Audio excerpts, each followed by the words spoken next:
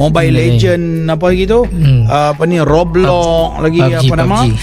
PES ke apa ke nama lah macam-macam. Bola tu yang bola tu. Orang sanggup korbankan wang ringgit untuk beli gadget, beli handphone baru, untuk nak beli segala benda-benda yang memuaskan hawa nafsu. Tapi bila mai benda-benda yang melibatkan Al-Quran, kita katakan seperti nak membelikan aplikasi Think Quran. Think Quran ni adalah satu aplikasi yang terbaik. Saya katakan satu-satunya aplikasi yang terbaik yang ada di masa ini, khususnya di dalam negara kita, yang membawa satu kaedah bagaimana untuk kita memahami penterjemahan ataupun makna Al-Quran secara harfiah, yang boleh membantu kita menghayati makna-makna tadabbur di dalam Al-Quran, walaupun tidaklah begitu tadabbur sangat, boleh memahami makna-makna dari sudut lughawi bahasa, makna-makna Al-Quran, sehingga membantu kita untuk memahami. Dan apabila jadi imam, apabila jadi makmum, bila orang baca kita faham. Tak faham semua pun faham, lebih daripada 50% pun banyak dah. Beli gadget puluh ribu, yang tu sekali beli saja, tapi yang itulah yang kadang-kadang berat untuk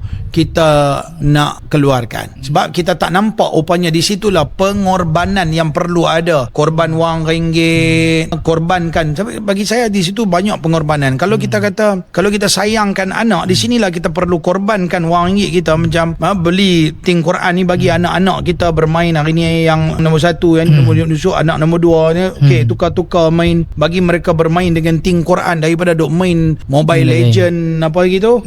Apa ni Roblox lagi PUBG, apa nama?